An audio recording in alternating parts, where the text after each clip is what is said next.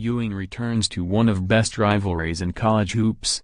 Washington. Ask Georgetown coach Patrick Ewing what his memories are of his games against Syracuse and he'll quickly point to the time fruit went flying during his free throws, an incident that resulted in John Thompson Jr. pulling his team off of the floor twice in a 1985 matchup in New York.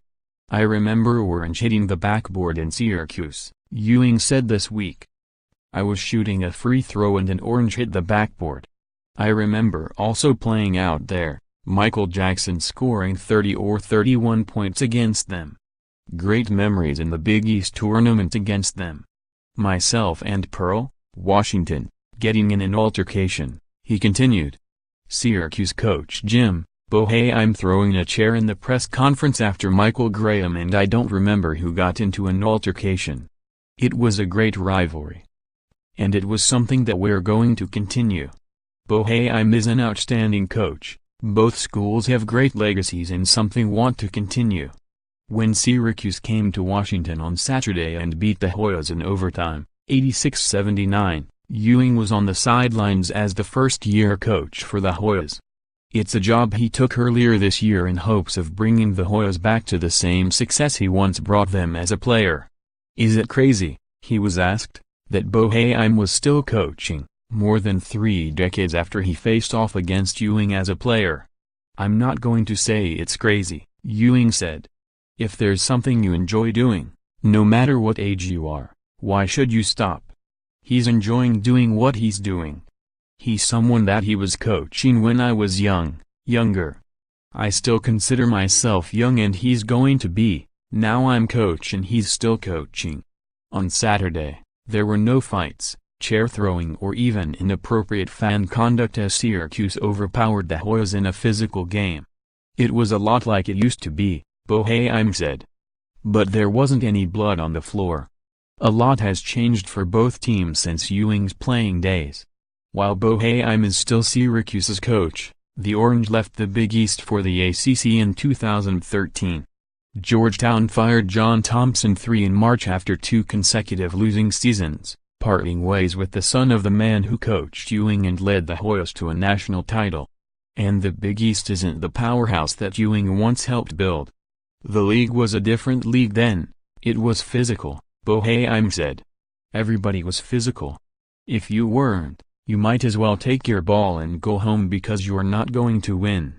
Ewing brought tremendous excitement and energy and recognition to the Big East Conference. He made it.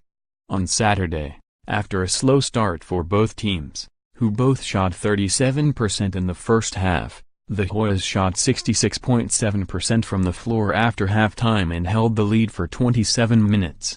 But with 5 minutes remaining, Georgetown's Marcus Derrickson fouled out with a then-team-high 14 points, forcing Georgetown to play small.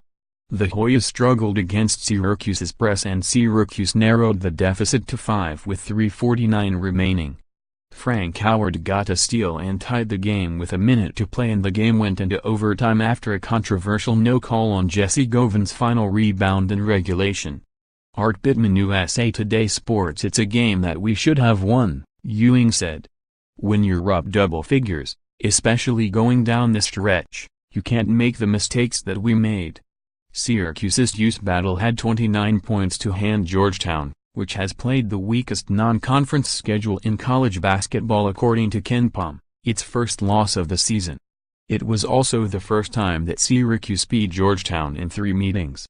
"It's never as big as when you're not in the same league," Boeheim said. "But it's still a big game. The fans liked it. I thought it was a great crowd. It's still a viable game in my mind. Hopefully, we'll keep playing it. But," he added later, "it would never be the same as the glory days of the Big East." Georgetown Syracuse, if you were there, you know what I'm talking about. If you weren't there, you missed something, he said. "This was a great game today, but it was a firecracker compared to a bomb." More, Kobe Bryant thought he would destroy Michael Jordan in their first face-off as Kyrie Irving making another flat-earth statement on his new Nike shoes. See Christian Pulisic's brilliant game winner for Borussia Dortmund. Celtics GM Danny Ainge on why he doesn't like LiAngelo and LaMelo Ball's move to Lithuania. The 20 best ESPN College Game Day signs of the season.